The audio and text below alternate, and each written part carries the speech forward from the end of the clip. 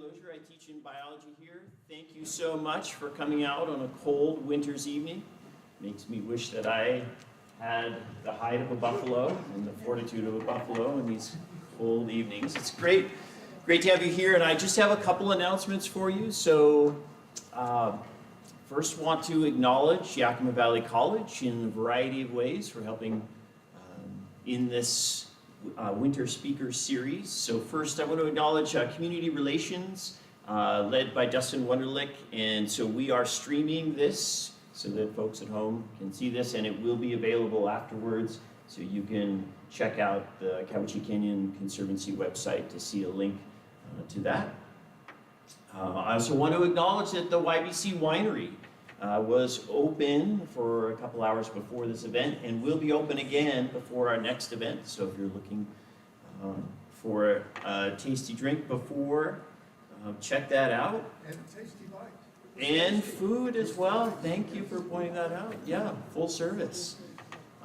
We're lucky to have this space, so YBC administration, our leadership, helps make that happen. And also fortunate that through YBC, we are continually working on relationships with tribal partners. We do have a growing American Indigenous education program, and we have a number of folks that are working in teaching in that. So for example, we have a history class, the Pacific Northwest, that involves Emily Washines, Ken Zontek, both great educators. So if you have interest in those sorts of things, please come check us out. And so at this time, I want to also bring up Cy Philbrick from Cowichan Canyon Conservancy. This could not happen without Cy's efforts and the Cowichan Canyon Conservancy staff to help find our speakers and pull this all together. So Cy, it's over to you. Thank you, Matthew. I'll keep my remarks brief. Hello, everybody. I'm Cy Philbrick with Cowichan Canyon Conservancy. Also, thank you for coming out on a chilly evening. We have entered the charismatic megafauna portion of our program. Who doesn't love big mammals? So tonight is, of course, on the Yakima Buffalo Project. A month from tonight, on March 4th, we have another local speaker. Greg Mackey will be presenting on the natural history of elk. He is a manager with the Washington Department of Fish and Wildlife at the Oak Creek Management Unit. And I'm glad he's finally joining us. We postponed his talk from last winter, actually, so it's been a long time coming that Greg will be speaking with us. And I wish him health this time around. We had to cancel last year because of sickness.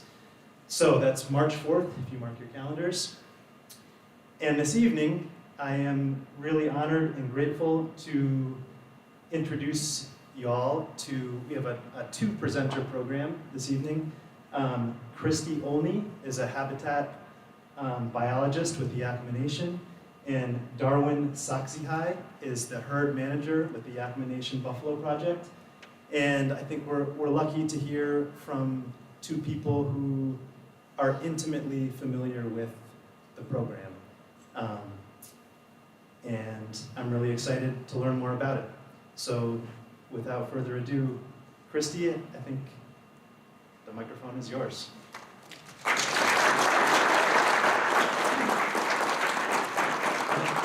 Sorry, just one last note is, if folks don't mind, just holding your questions until the end. We'll have at least 20 minutes for a question and response space with both Christy and Darwin. So thank you, Christy. Hi, good evening. So I roped Darwin into this too because I didn't want to just do the talk by myself, because Darwin also manages the herd. So last year in the summertime, I was introduced to Celeste because we were going around and asking for donations because we were doing a fundraiser for our program, because our program actually runs like on self-generated revenue, and we went and asked her if she could donate to us, and then she donated, but we wanted to like do partnerships, and we were like wondering how we can work together, and so they asked if we could do a talk, and we said yes, we'd do a talk. And like one of the things that we do with our program, we want to try to do like education and outreach, and we have like schools. We've had like schools, elementary, high school students come out and visit the buffalo, see them. So I'm going to do a short presentation on the history of the buffalo herd, how we got them, how we restored the buffalo brought them from Yellowstone. And then Darwin's going to give a talk on how, like, because he has cattle and then managing the buffalo, like the differences of them.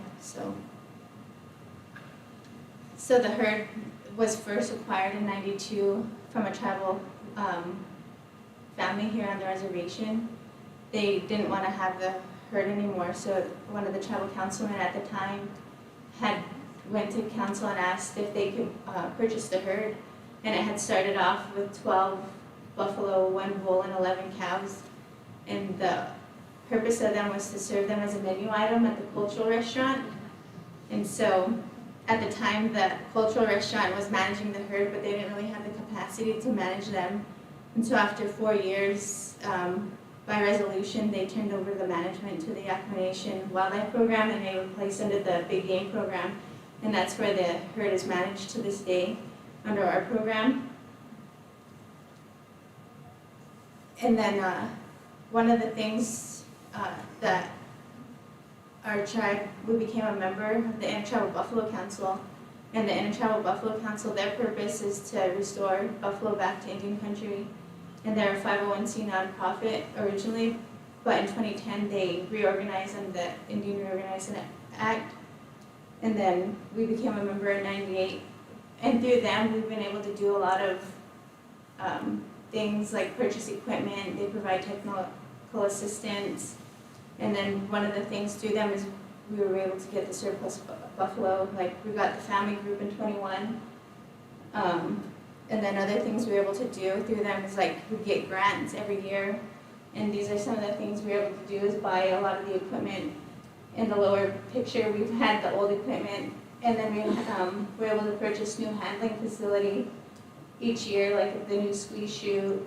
Then we added on and got new chutes. And then the alleyway is the newest piece of facility that we got, handling facility, where the buffalo are running down. So it's been nice, easier to handle them, less stress.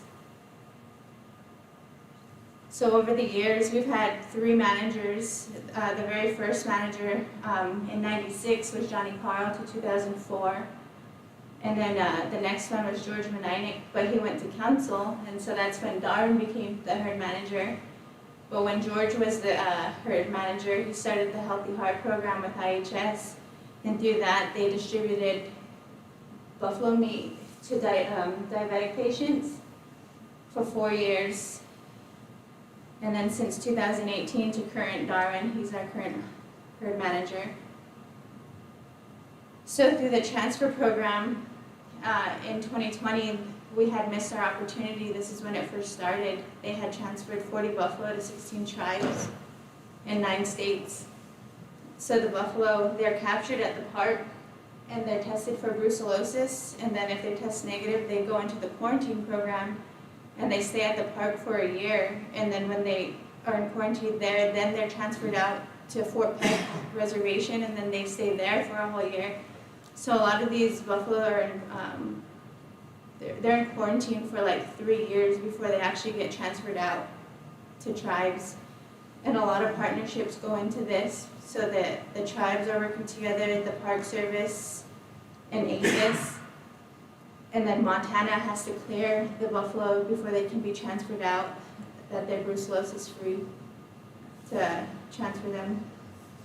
So part of the process that we had to go through, the Intertribal Buffalo Council, they'll send out a proposal saying that there's a buffalo are available, how many do we need?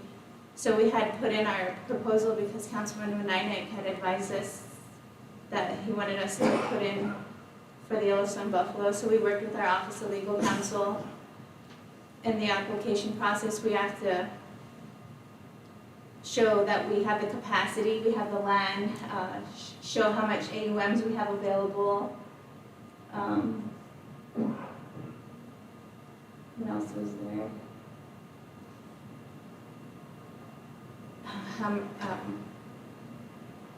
But one of the things that we wanted to do was increase genetic diversity, because a lot of the buffalo that we did have, we really didn't know what we had in our herd when we had taken over the management, because we didn't really know the history of the buffalo. So when we got these ones, we got rid of 21 bulls in our herd, and then we had 3 mature bulls.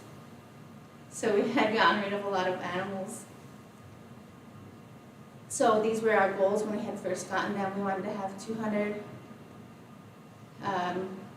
about 70 cows, and then we wanted to keep them for 2 to 3 years. But our main goal is we want to keep, because diabetes is a big issue with our community, so we want to supply the meat to our community. But like I said, increase genetic diversity in the herd. So when we had received the Yellowstone family, we were awarded 25. We got 3 adult bulls, 12 cows, 6 yearling, and 4 yearling cows. And then over the year, like in the first year, our 2 of the adult bulls, they had died. I'm not sure what had happened. So this one right here in the middle, the butcher bull, he's the only one that we had for the first year. So the next year we only had 10 babies, and it was super low. Like the years before that, we had like 47 and 43 bulls. But this last year, our numbers had went up because we've the other yearling bulls, they matured and were able to add to the herd. And then just recently, we had just last month we received more Yellowstone bulls. So this bottom picture right here, we just got these ones a few weeks ago because we had because the mature ones had died. So we had put in another application requesting more bulls to increase.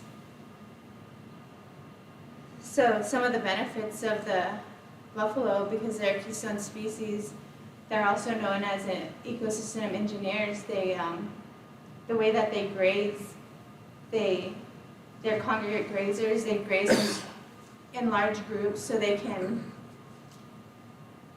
graze evenly on the land, so the grass can grow back. And then it's also like they say, like they help carbon sequestration. So like they can compact the soil, and it helps keep the carbon in. Or also like when they graze, and then they compact the soil, but also like the nitrates from like the urine and everything, but also seed dispersal, because the seeds get stuck in their hair as they travel across the land, so then they're planting more grasses.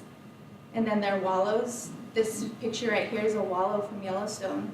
It creates little microhabitats so other species can use it and benefit from them.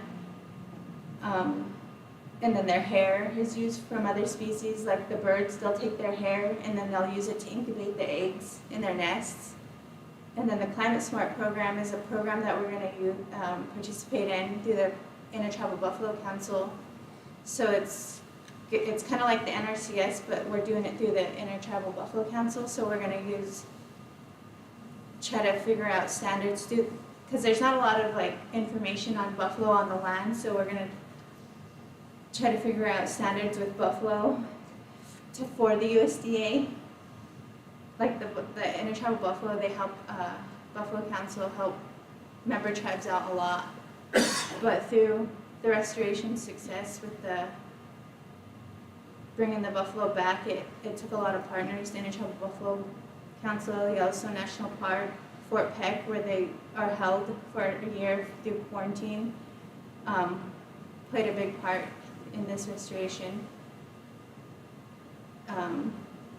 And then also like working with OLC, and then Darwin and I like talking together like how we're gonna manage, and then putting a lot of work into the application on, because we had to create a 5-year plan. They wanted to know what our 5-year plan is. Like, okay, in year 1 we're gonna do this, year 2 we're gonna do this, okay, we're gonna keep the bulls for this long, and then we're gonna get rid of them.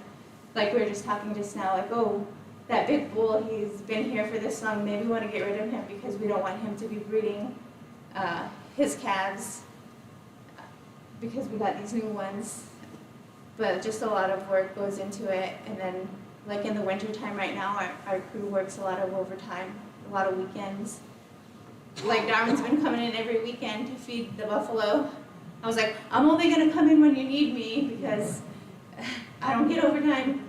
Yeah, it was Thanksgiving and I was like, day 3, I was like, okay, I'm tired of coming in. And it's only the first weekend. But some of the goals that we have are to maintain a healthy herd so that the herd is meeting their nutrient requirements. So when they meet their nutrient requirements, they're going to keep on reproducing and adding to the herd. And then like our numbers, we want to have like around 200, around 100 cows. And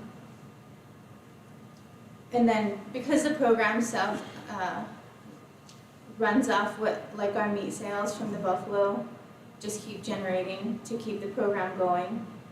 So like we had a fundraiser this last year, so we want to plan on having another fundraiser this year to add to keep helping our program. And then one thing we want to help try to do is incorporate the meat into like tribal schools or daycares or even Head Starts or the Elders program, and then just continue the education outreach, and then try to just become self-sufficient. Like here's some of the schools, like this was Mapton, and this one right here is Zilla. So Zilla's fifth grade school. The teacher called and he's like, oh, we got a classroom coming out. And I just thought it was like one classroom, and it was 2 bus loads. It was like 80 kids. I was like, whoa, I did not expect that many students. But it's nice when all the kids come out. We have Sela school wants to come at the end of the month. But if you want to come up, Darwin, and talk about things you see between.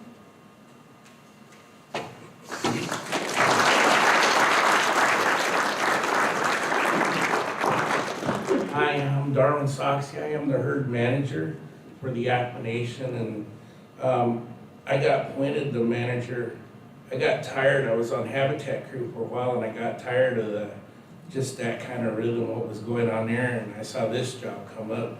I said, well, I'll apply for it, and I got it, and I've been here since 5 years, and it's been quite the journey for me, because when I first got here, it wasn't much there. You know, we had a lot of cows, but we only had 5 calves at that time. I said, there's something wrong here. So you know, I did a lot of work there before Christy got there. You know, cleaning up the pastures and trying to get the buffalo herd more you know, food and forage and better water. And it started working. We bumped it up to next year to 10. Then Christy come aboard.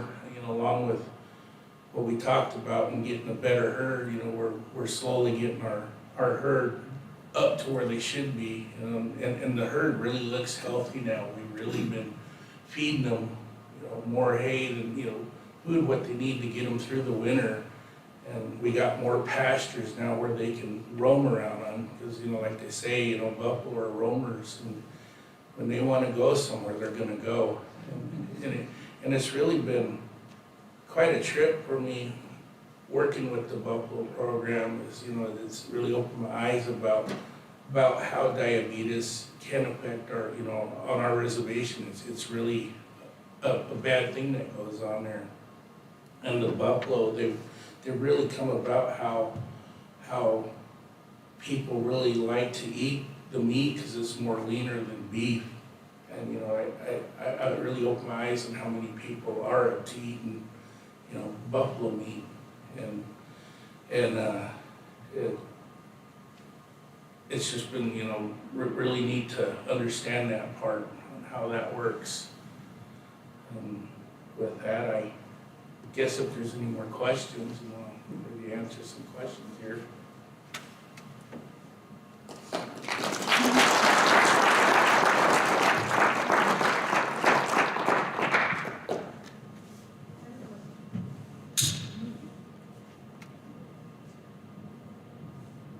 All right, thank you both. So I'll go around, I'll do my best. If folks raise their hand, I'm just gonna shuttle the microphone around. I'll try to get to as many folks as possible.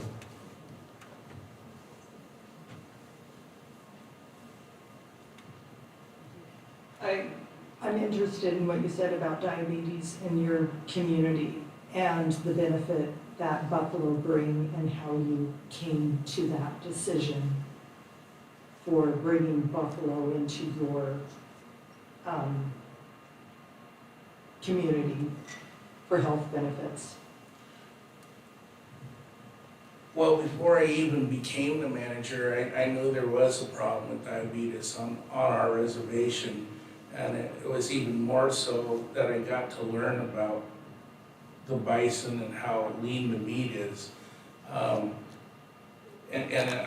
I said, I was really surprised on how a lot of people that already knew about buffalo and they were already consuming before I was even manager. And I think it just come by, people learning about the buffalo meat and how good it is for them. And Christy might have more about that too. The council guy at the time, he was saying that because the buffalo, because they're not really, he said the buffalo are coming back to us, to help our people because we have a problem with diabetes. He said that's why they're coming back, to help.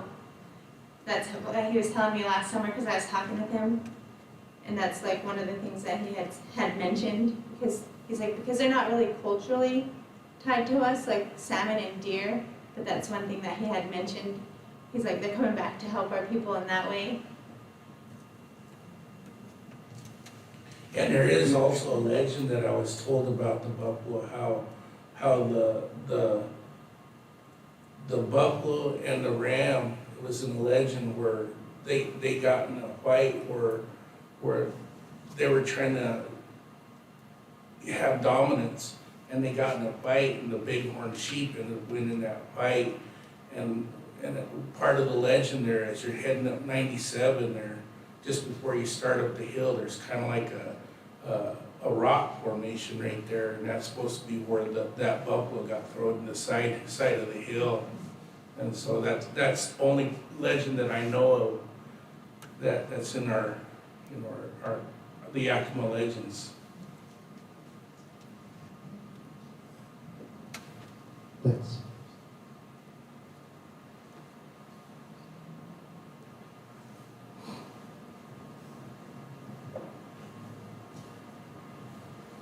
So I know a little about horses and not a lot about cattle.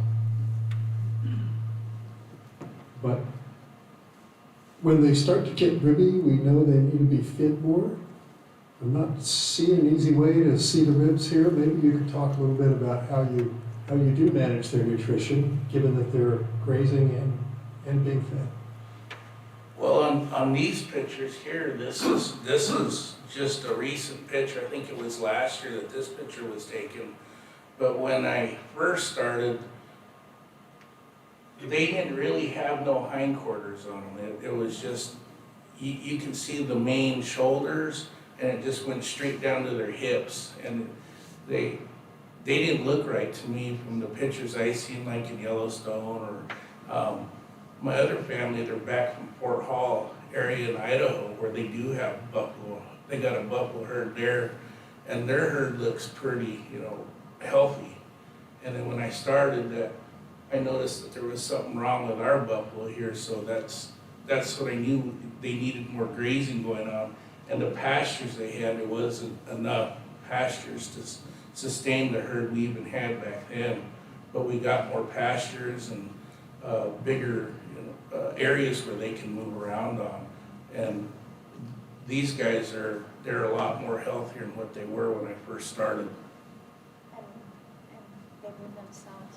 Yeah, Christy made a good point there. With with our herd here, there's something else, because they're roamers, like I was saying before. they could be real nice animals, and the very next day, you know, you can see them in their pen, but the very next day they'll be gone. You know, they'll find a hole in the fence, and, you know, I was telling my coworker there, we need to go find them because we didn't know where they're at, and they're just off looking for some new, you know, grasses. And they can be one area, then they could be, geez, 2 miles away from where they were at, so we gotta go gather them up, bring them back. We've even had them clear across the Yakima River, almost headed towards Mapton before. And I guess it's where their instinct takes place, you know, they're not afraid of water. And it was high water at that time when they crossed, and I was thinking, oh, they won't cross that. And next thing I heard splash and push in the water, and the whole herd was, you know, going across. So, yeah, when they want to go to a different place, they're going to go.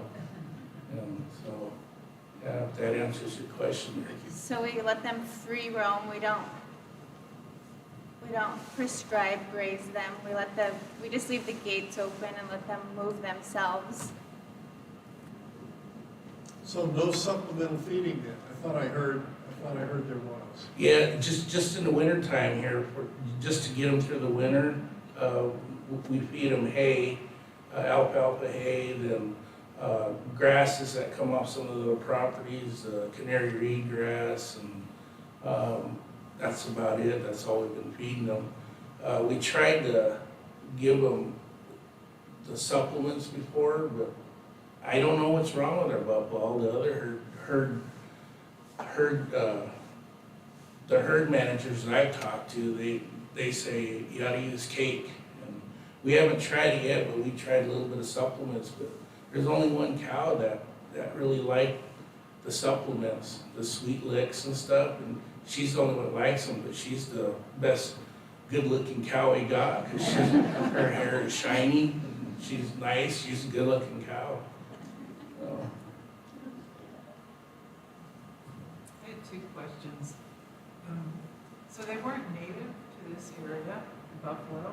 And second, is Yellowstone the only place where you can obtain your buffalo or additional buffalo?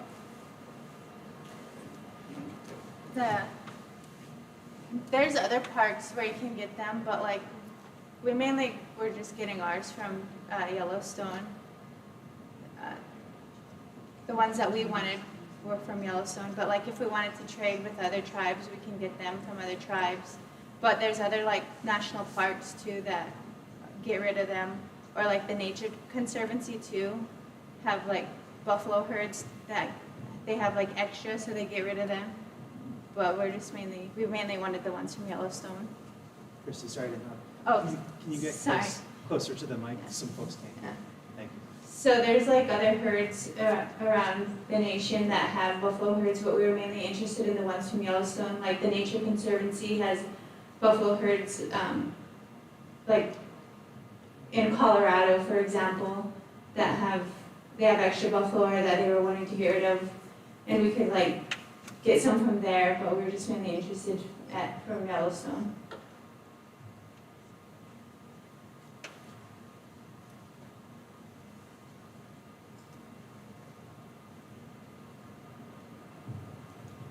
So brucellosis is a big problem supposedly with buffalo, I understand. And I've also read that there's never been a reported case of actual transmission of brucellosis from buffalo to cattle, which leads me to my actual question, which is, have you had negative feedback, because they will roam where they're gonna roam, and I mean, are people around who have cattle worried about that with this herd?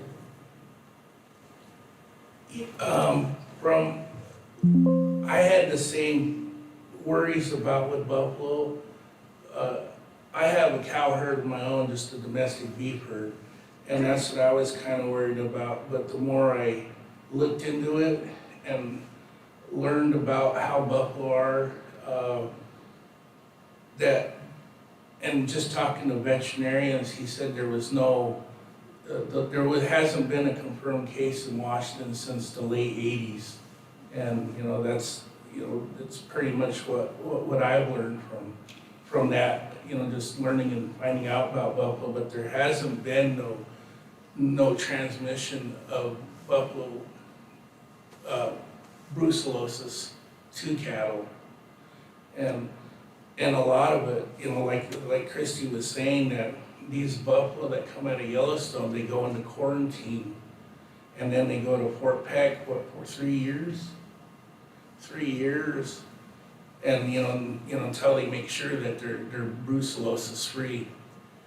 And you know, there's another big controversy that I don't know if I should bring that up, but Christy could talk about that if you want. I mean, like the buffalo are the ones that don't get to roam in and out of the park. Once they step foot out of the park, they are the ones that have to be killed or hunted. But the ones that get to go back and forth are the elk, and they're the ones that have known that are carriers of brucellosis.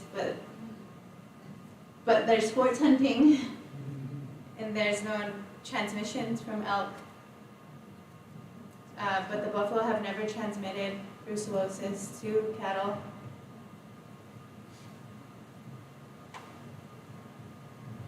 Yeah, and on that too, you know, we've been doing a lot of upkeep on just making sure that our herd is healthy, and if something does get sick, you know, Christy and I, through ITBC, we went through a ecropsy training where if it looks sick, you know, we have the knowledge now to go through and do an ecropsy on them and send the liver and the blood samples and stomach tissues, you know, to a veterinarian to get it checked out to make sure that they, you know, there's nothing really wrong with them. So I heard you mention Reconnecting grass for the feeding, and I got curious about that because that's not usually a considered grass. It's an invasive. Are you guys taking that off your restoration projects? Or how are you getting it?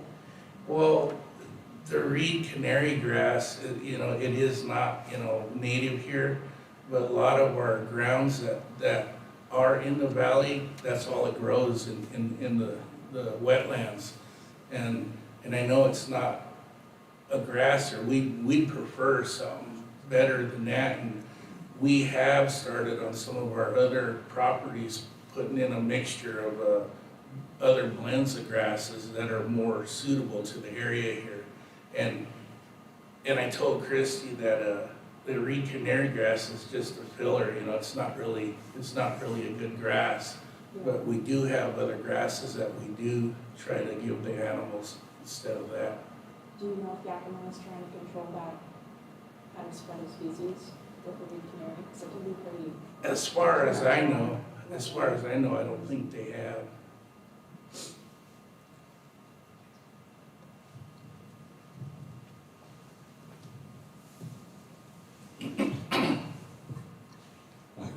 I grew up in Arizona, and as far back as I can remember, they were hunting the buffalo in the North Kaibab, which is up towards Utah, and they were a very controlled hunt, and it was quite the thing to be a hunter there, to go up and get a permit to go up there and shoot him. And like I said, it was very controlled. They used to run a buffalo in front of a hunter, and the hunter would knock him down. So.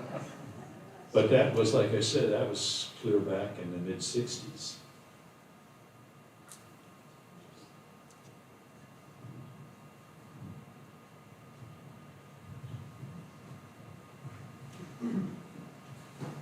Well, you know, on your question there, it was kind of cool because Christy mentioned that about where we had the 12 buffalo, bulls that we had and that we got rid of. We didn't know what to do with them at first, except, you know, we didn't really have no outlet, but we figured, you know, well, let's have you know, have the hunters come out and, you know, shoot them, you know, harvest them that way. And we opened up a beehive, you know, on hunters that wanted to come up and, you know, just so they could shoot a buffalo. And we had some hunters that were ready to throw out some big money just to shoot a, you know, a big trophy bull.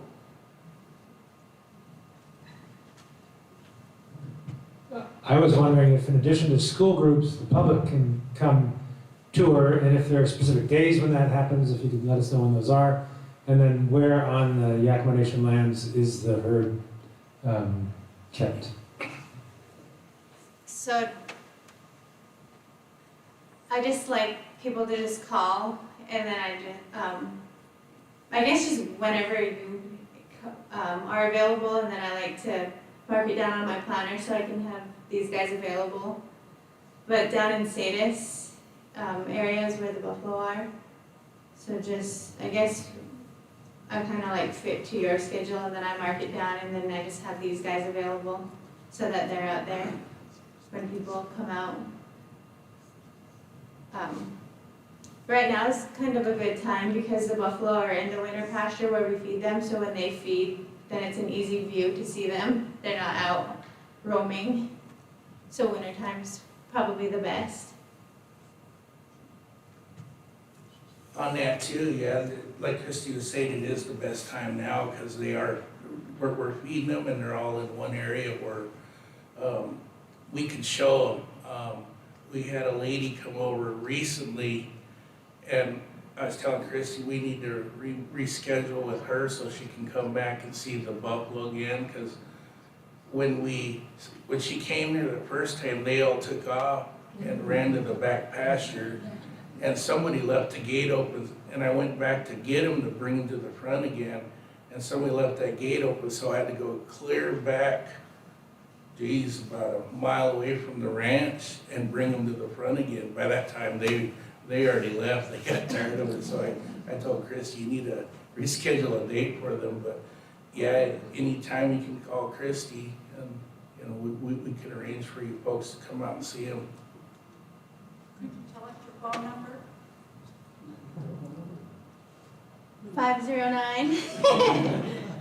509-865-5121, and then extension 6331.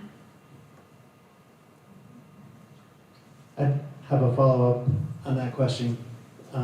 Is how did y'all decide where to place them? Like how did you decide what was the best area? That was before us. Got it. I'm curious, how many acres do you have the buffalo can roam on? There's a little over 550 that they're on now, but there's 1,200 total in the area. Yeah, like right now, where we're feeding, we just kind of keep them in this small area that we're feeding in right now, because the other areas was out for hunting. It's open to hunting. Since that's closed, well, we want to go out and take care of the pastures more now, and make sure that we're going to do some mowing back there and get rid of the old stemmy grasses that are up there. And this spring, when the grasses start coming up, we'll probably turn them out into the bigger pastures. Yeah, the Sadis Wildlife Area down, like where bird hunting, the public bird hunting, if anybody knows where that's at, that's where the buffalo are. I was just curious of how do you herd buffalo?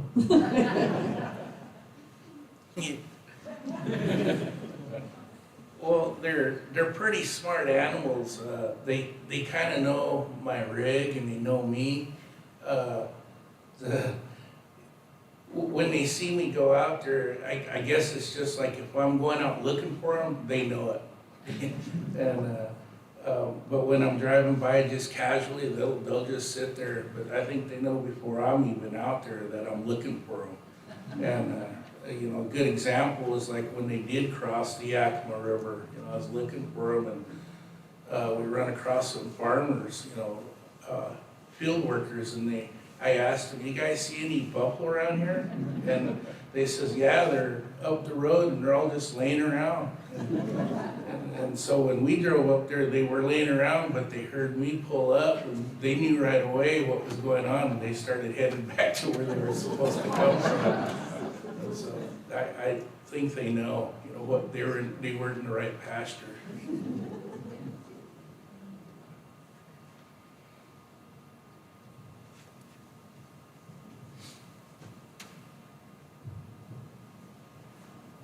It's probably about 20 years ago. Beefalo was really a big deal for a healthy meat. But now we don't hear about it. Is there a problem in crossbreeding, or is that still a viable option? I know that people were doing it because they said that it made the animals bigger, but from what I heard, that people don't like that. It's not good. That's all, I don't know much on it, but that's just from what I read a little bit. And back in the day when they were trying to bring back the buffalo, that's what they were trying to do, is, crossbreed them with, regular cattle. And like, it never worked out. I don't know, just something about the genetics or something there, it wasn't working, and so I think they quit that. But I know there was some people that I know that were trying to do the, cross with a buffalo and a, bull, or and a regular domestic cow. And yeah, I don't see very many of that going on right now. Mostly it's just there's small people or small ranchers around now that do have, small buffalo herds. I was surprised to know that, we got people around us that do have small herds of buffalo also.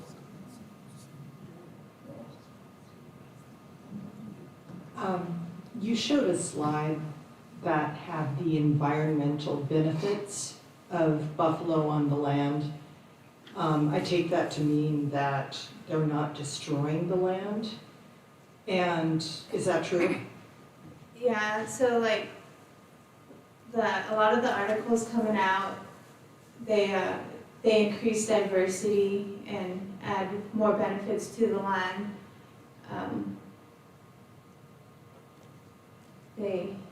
So like they're good for the land, yeah. So, is that different from cows? What cows do to the land? So a lot of the articles coming out, studies have shown that the cows will just graze in one area or just stay in the water, wallow. The buffalo, they'll just disperse themselves across the land. It increases the biodiversity in the area, more species come back, more plants, more native plants, yeah, they just have more benefits for the land, yeah. And on that note too, I was just, being, having cattle too, that I have to move, my cattle around to different areas. Like I was saying with the buffalo, when they figure it's time to go, they're gonna move themselves. The salt blocks with the cattle, that's what we have to do with my own cow herd. I had a similar question about the environment. Like the introduction or reintroduction of wolves into Yellowstone had a bunch of carry-on effects to other species, like fewer elk meant better stream sides and those kinds of things. Do you notice any, well, I guess I'm interested if there's increased cougar predation of your herd. How do you keep the herd safe from other animals that might come in? Well, our herd is kind of like, they're not really pastured, but they're in kind of a closed area where, it's big, but it's not like Yellowstone. Yellowstone is pretty big and vast, where them animals, they can roam, and it's got a lot of room for, wolves and bears, grizzly bears, where here, we don't. And I think we are the only predators they got, and that's what we try to do with ours, is call out the bad cows or sick animals. And I think where we're at, that's what we took over, is that part of the predation part.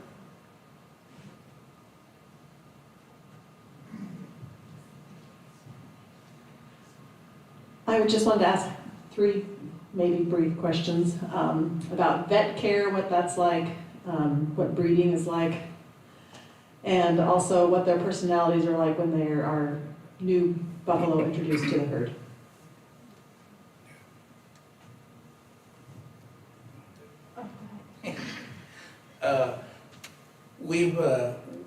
We give our buffalo 8-way shots, and we give them dewormer, the Ivomec, which, you know, kills external and internal parasites in them.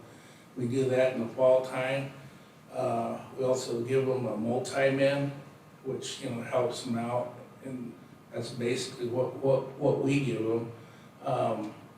We haven't found, we had a veterinarian that was talking to us, but he retired. And while I was talking to him, and he was kind of giving me suggestions on what we need to do and how to do it. And so that's basically what we've been doing on it. And so, yeah, and the characteristics of it, we do got some that are, you know, they are characters, you know, once you get to know them, but any animal is, once you get to know them, you know, they really got their personalities really show out once you get to hang around a herd or horses or cows. And, but, you know, there's, you know, we got a cow, she's kind of our ringleader of the herd. And, you know, like I was saying, when she decides to roam a fence, and I was telling my coworker Francis, when she starts moving on the fences, you know, the herd's gonna be gone tomorrow. So that's just watching them.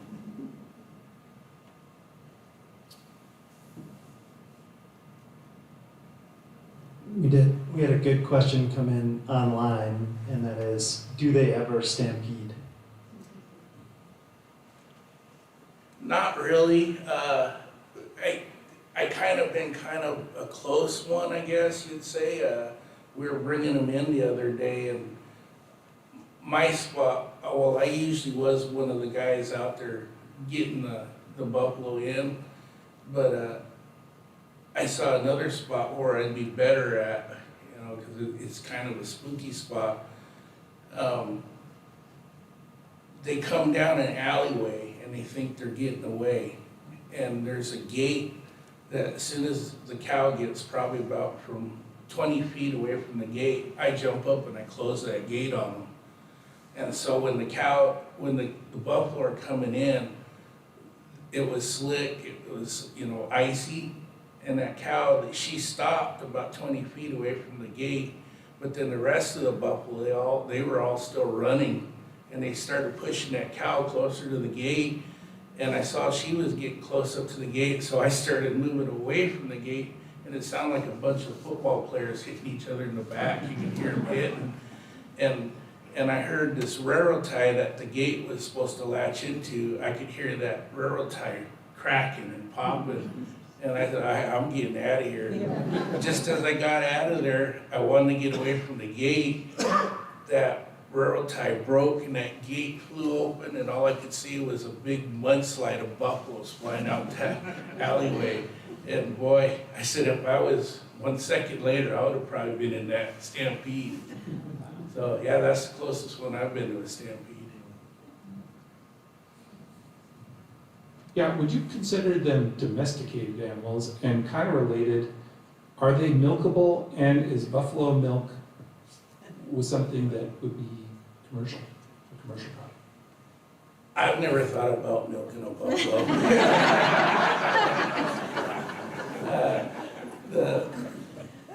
The buffalo, they look tame, you know.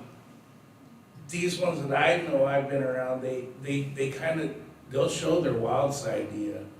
And you know, they look tame, but you gotta know how to read animals. As soon as you see their tails go up, and it's like any animal, you know, they get cornered, they're gonna go into that fight or flight response. And, you know, you just gotta be on your toes. And you know, like the Yellowstone, how they have tourists get, you know, mauled by buffaloes, it's just because they don't know. You know, they just think it's a big stuffed petting animal, and you know, they're not. They are wild, and you just got to give them that respect. We have time for a couple more questions here. Hi there. Just want to say I'm extremely impressed at what you guys have been doing. I work for the Department of Ecology, And so I've heard a lot about it just from the grapevine. And I just want to say, yeah, wonderful job. I had a quick question. When you were talking about the land responding, what time of the year do you see that best? I know they wallow, and like it says, they make these big, large ponds. But do you see like goldenrod and like Douglas aster come back? And do they prefer eating those rather than the grasses? We haven't actually got out there and sampled the plants. That's like one of the things that we want to go out there and do is do surveys in the areas, the new areas that they're going in to survey. Because there's new areas that we introduced them to, so like, because it said that, oh yeah, they're keystone species, so we want to go out and do the surveys and say, yeah, they are keystone species because we have this baseline data showing that this stuff's out here, and now because they are out there grazing, there's more species coming in. That's one thing that we do need to do. No, I'm excited to hear what you guys find. And then I also had another quick question. I apologize if I walked in late, so I apologize if somebody's already asked this or you already talked about this. But how have fires affected them, or I guess hazards in general? And also, have you been using fire restoration alongside the herd? And I was just curious about that. But thank you. When I was on the Habitat crew, 7, 8 years ago now, that we got cut off on, prescribed burning. We had to get red carded to burn. And so we did do that, but they were a little scared of fire getting away, which, everybody is now. So, we'd love to have burning on a lot of these fields, which would get rid of a lot of the junk and stuff, but, the overhead say no, and so we've just been cut off on it. But some of the things that we do notice is like where we have like used disturbance, like mowing and got rid of all the decadent plants and everything, that a lot more has came back, or where we have let them graze, more plants have came in, or it looks better. I'm like, whoa, look at that grass, it looks good out there. And they're like grazing a lot more areas, and some of the weeds too that we've noticed that they've grazed on. So it's good, and in the areas that they don't go to, we've noticed some more invasives coming in, so we want to make sure that they do go and graze areas. I used to work in conservation, and hearing that they eat re-canary grass and like it actually disappears afterwards, that's amazing. That's good. Like I've cuts and bruises still from those things. Like, it's amazing.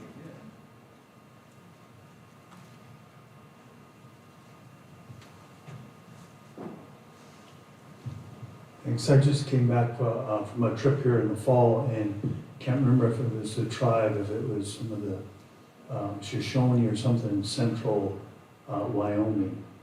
And they have a little brochure that they send out where historically there was not one thing in the buffalo that was wasted. Every organ, every hair, every bone was all used. You talk about using it for meat. Do they use it for anything else? Oh, I know it wasn't native to this area. Well, that's what we're trying to do now. We got a bunch of hides at our ranch right now that we're scraping now. We want to get those taken care of, and the skulls we're using. We even have some people that want the dew claws on the buffalo for, ceremonies, and also the horns too. We have a fella now, he contacted me about a buffalo tail for, ceremonial use. And so, yeah, we are trying to utilize most of the buffalo that we have. But yeah, I've heard that from, my grandma saying, when you harvest something, that you try to utilize everything and don't waste it. Thank you both for answering so many questions. We have time for one more to send us out.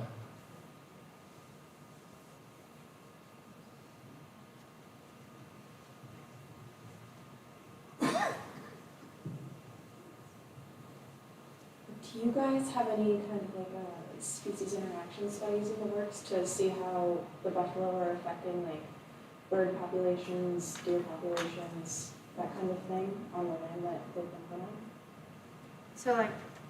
So one of the things that we're gonna try to do with Intertribal Buffalo Council, it's a climate smart thing, so is, that we didn't start yet, but like, it's gonna be like surveys like that, collecting baseline data, like with the soil, like carbon, and then like species.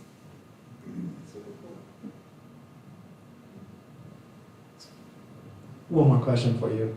Can you talk a little bit more about the intertribal program and like just how many other tribes are doing something similar to what you're doing, or just like what the scale of that is across the country or continent? So the Intertribal Buffalo Council, they like help restore buffalo back to Indian country, and I think there's like 85 member tribes now.